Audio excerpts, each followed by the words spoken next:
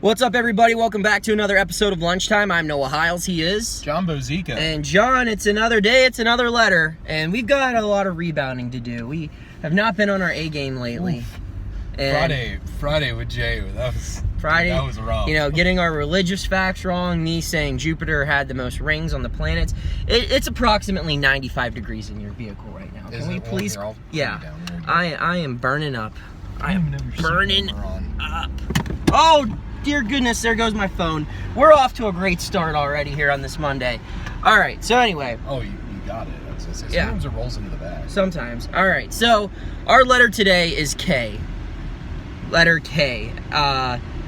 There's a lot of good options for this. There's tons, actually. So you want to go first with person? Yeah, so my person that I chose, I know a lot about this person, actually, because he's honestly one of my favorite actors. Kevin Costner. Kevin Costner. Think about the movies that Kevin Costner is in. Like, he's in Field of Dreams, he's in Bull Durham, he's in... I had the other movie, the Wolves movie, Dances with Wolves. He's in Hidden Figures recently. He was in McFarland USA recently. Dude just made like a lot of good flicks. Like, I mean, he really has. Like, you can't really point out many bad movies that he's been in. The Untouchables. I don't know if you've ever seen that. Yes. A great movie. That's my dad's like favorite movie. Yeah, with Elliot Ness. Him and Sean Connery and Robert De Niro, and Garcia and De Niro. The part in that movie where De Niro has the baseball bat and he's like, team. That's turn left here. There's a McDonald's. Yeah, I was gonna go that way. All right. So when I went to Chicago for the first time, it was a graduation present from my dad. We went to a game at Wrigley and the White Sox Stadium in back-to-back days. We stopped at the Chicago train station. That scene where he shoot, with the baby carriage, and he just shoots the guy's brains out. Yeah, and I like lay it up. Like, there's a picture. My dad has it somewhere. It's like of him or me like laying up against the wall, like the mobster or whoever it was who they shot. Field of Dreams with Kevin Costner when he's Ray Kinsella. It is the one movie that I haven't cried at it yet. But hey Dad, you want to have a catch? But I always get a little like emotional when he says, "Hey Dad, you want to have a catch?" Because even though my dad's still with us, like that's the all-American dream. Just throwing catch. Like that you go outside and you have a catch with your pops, and like. It's a great movie. I think his best character, my personal favorite, is Crash. Oh, Crash Davis. Yeah, I just think that like every good baseball team needs a Crash Davis. Like, you need like that veteran leader who can like, he's maybe not the best player on the team, but he's like a clubhouse guy who can, give guidance to the rookies, keep the superstars under control. And like that scene in Bull Durham where they're at the mound visit and the pitcher's not breathing out of his eyes, the first baseman's glove is cursed, and the catcher is all worried because he doesn't know what to get the outfielder's wife and him for a wedding present. He's also in Tin Cup, by the way. Yes, another great one. Which is interesting. All right, so that's a good pick. Yeah. I like my pick more, though. And I picked Jesus with my last pick. I'm picking Yeezus with this pick today. Yeezy! Kanye West is my selection. Love him or hate him, everybody knows him. I would make the argument that Kanye West has been the most influential artist in our lifetime. I would say he's top 5. Musician. Yeah. I mean, like, he, again, very polarizing figure, and I think... That's more of like a recent thing, though. Well, I mean, it's been like 10 years now. Yeah. Like, we grew up with Kanye, like the quote-unquote old Kanye, the pink polo, straight from the soul Kanye. I like that Kanye. I like that Kanye, too. And I don't necessarily hate this Kanye. I just kind of... like him a little less. Yes, I agree. The Kanye we grew up, though, man, I mean, those were just album after album. I don't know... What was the one album? Graduation Day? There's Graduation, there's College Dropout, there's Late Registration, there's 808s and Heartbreaks, My Beautiful Dark Twisted Fantasy. Those are all such iconic albums. Yes, and like even the later, like I am not a fan of his last few albums actually, but I think The Life of Pablo was a good album. I actually like that one. What was the one that he had with the like white record on it? Was that Yeezus? No, that was the white record. Ooh, I'm gonna go Burger King. Okay. I know you don't like Burger That's King. fine. I'm not really that hungry. I mean, there was other ones. Black Skinhead was another very popular album that he had. I like that. Yeah, I mean, he had, I think, probably the most consistent like banger album after banger album. Gee whiz! Dang, Canton. You gotta brace that, son. Ugh. So great music, and I think he's also been incredibly influential in style. With his Yeezys, that's one of the most popular sneakers. How many rappers can you say that had a top-selling sneaker? Run DMC, obviously, with the Adidas connection, but not many more. Can I get a Whopper? No onions on that. Okay, you get heartburn. And it smells like Burger King in this parking lot. And that's why I'll make it a Burger large King. fry and a large Coke. Don't worry. Welcome to Burger King. All right. You can't come in, so we're gonna make it smell like else? I'm good. That's it. $7.83. Thank you. Thank you. I ate Chef Boyardee today. Ooh. Fine cuisine, baby. Dang. Beefaroni. Right. Yeah. That a boy king. Yes. So style, I would say I'm not a fan of his clothing line because it just kind of looks like, ripped, oversized clothes that he sells for $300. But the Yeezys are sweet shoes, and he's a big cultural influencer. Like, the term influencer gets thrown around now with like social media people, but he actually does influence people. And if that's not enough for you, the drama aspect that comes along with Kanye, love it or hate it, it is pretty damn entertaining. When he's going on stage during award shows and straight up ripping the award out of little girls' hands at the time, like he did with Taylor Swift. There was the other time where he kept his listen to the kids rant that he did. I think that was like 2015, 2016, where he said he was going to run for president. His whole like Make America Great Again thing has been wild to follow. His relationship with President Trump, going back and forth. He's been, I think, top to bottom, one of, if not the most notable and iconic and influential artists of our lifetime. So Kanye West would be my pick. Fascinating person. If I always say this, if I could have dinner with one person that's alive in today's world. Thank you. I don't know how I feel about that. What? One dinner with one like, if I could have dinner with one person who's alive in today's world, Kanye would be my pick.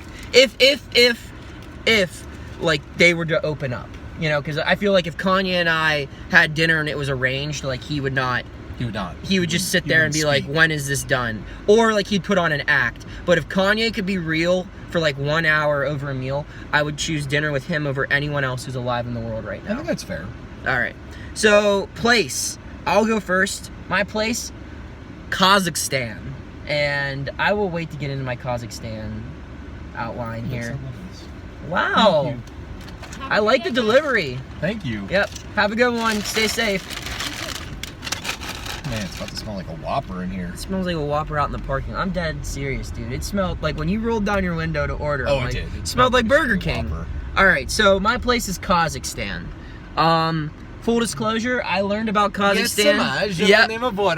Yep. I learned about Kazakhstan, how pretty much everyone our age learned about Kazakhstan, and that was through the movie Borat. Very nice. Very nice. Yes, so much. Kazakhstan, they love their potassium, as it said in their national anthem. No, but so I did a little research. Such an iconic movie. So when I was in 9th grade, it was, I forget where the winter, I think they might have been in Vancouver, the Winter Olympics, when I was in 9th grade. Sounds about right. It would have been like 2010, I want to say. Yeah, 2010 right. Olympics. And everyone in our history class, it was like history and geography, had to pick a country out of a hat, and you had to do a presentation on that country. And one of my friends got Kazakhstan, and like all of us were like so jealous. We're like, man, I got Norway, which is actually a really good Winter Olympics country. What else are you going to talk about? So Kazakhstan, though. Okay, here, I looked up a whole bunch of information on Kazakhstan. World's largest landlocked country. Didn't know that, did you? I didn't. That's pretty cool. 9th largest country in the world. When I think of Kazakhstan, I thought it was like the size of Rhode Island. But apparently it's very big, but it does not have a lot of people. That's the way a lot of those like Russian areas. Yeah, like the old Soviet Union. Yeah, like there's just not a lot. Czechoslovakia. Because they're literally just like Czech Republic, whatever like it's called now. War zones. That's basically what they are. And like farming land and whatnot. Yep.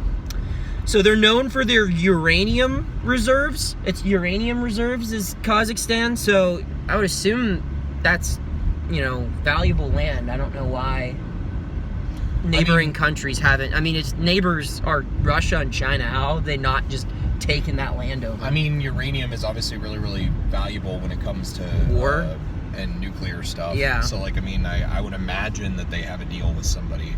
There's a reason that they're still functioning as a country. They were the first country to ever send a satellite into space. So were they like the Sputnik? I don't know. I mean, I thought that was Russia. I didn't really dig far into that. They're the first nation to domesticate horses. Hey, you Kazakhstan. They got the horses in the back. They're like, these horses are wild. They're like, not us. Got the horses. They have the tallest. Oh no. Okay, we're good. The battery was dying, but we're good. Tallest chimney in the world, Kazakhstan. Ooh. They got the tallest chimney in the world, and of course, up to 120 ethnic groups live in Kazakhstan. That's impressive. So, like, different people from different countries will, like, defect or just move there, and they just get, like, Kazakhstan rights. Hey, where are you moving to? Kazakhstan. Kazakhstan. And, of course, the last bullet point I have is Borat. Arguably the best journalist since Walter Cronkite. He's right up there. When you think of great journalists, you think like that movie is like Walter the most Cronkite, inappropriately funny film. Edward R. Murrow. Yes. I mean, he's right up there. All right. So where's your place? Kansas City. Have you ever been to Kansas City? I have not. And okay. I've always wanted to go. I've been to St. Louis. Mm-hmm. I've been through St. Louis. I've never been to Kansas City though. It's the largest city in Missouri. It technically also branches into Kansas as well. It's like right on the border there. Yes. Has a number of really nice sports teams too. You have the Royals. They just won a championship a couple years back. 2015, yeah. Chiefs just won a championship. St. Louis Blues just won the Stanley Cup. Well, that's St. Louis, not Kansas City. Yeah. Same difference. They're in Missouri. St. Louis, yeah. Something for them to root for. Yeah. But it's kind of like the heart of the Midwest. I mean, when you really think about it, like Kansas City. I mean, obviously you have like.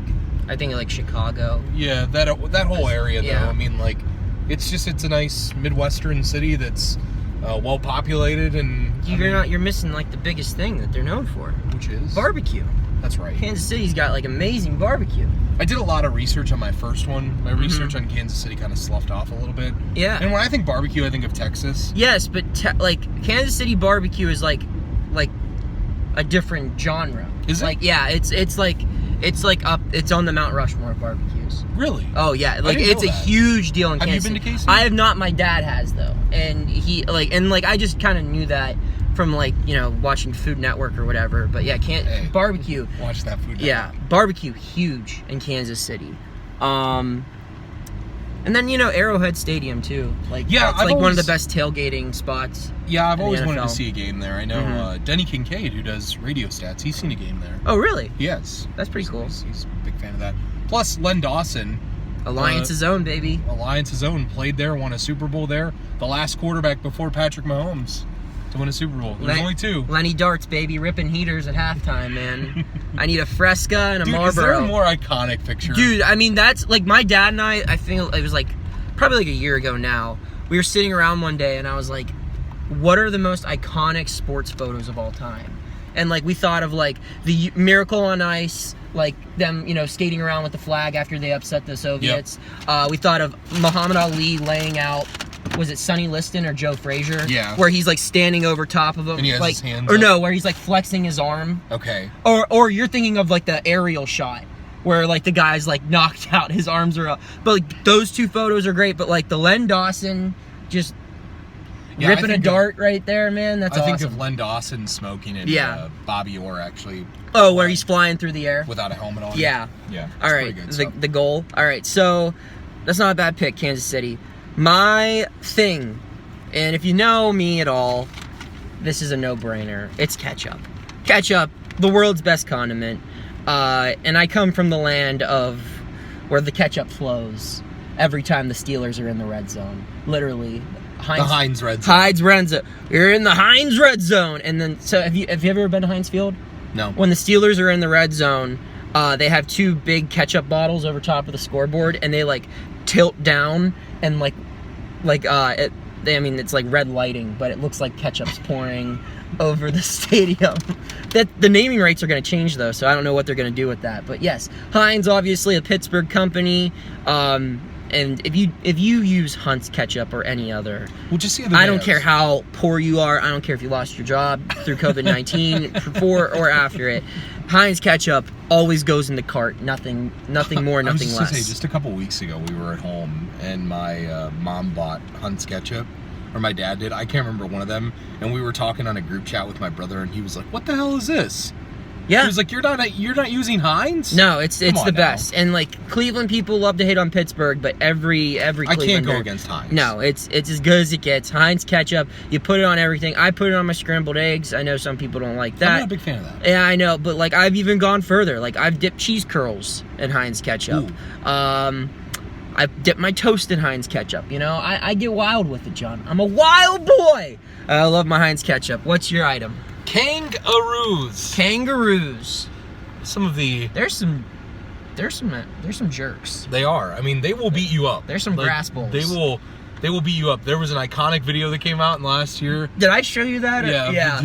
This dude just punching a kangaroo. The kangaroo's mauling his dog, and the guy just like runs and breaks it up, and the kangaroo squares up, and he's like, "Yo," and he just gives him a nice haymaker to the jaw, decks and the kangaroo's like, "Holy cow, your arms are so long." I know, he's so surprised. But kangaroos, if you look at videos of kangaroos and you look at like not just videos but pictures, kangaroos are like built, jacked. Man. They are. And they're not nice, and everyone thinks their pouch is like clean and stuff. It's like super dirty. It is. Yeah. Well, but also I wouldn't say this about kangaroos. Like baby kangaroos, some of the cutest looking animals that you can possibly find, and they seem pretty harmless. But then they'll like kick you in the face. Yeah. And like, did you ever see Kangaroo Jack as a kid? Man, that was the movie. Yeah. You remember that? Anthony Anderson. Yeah. Now that other dude, nondescript white dude that was in that.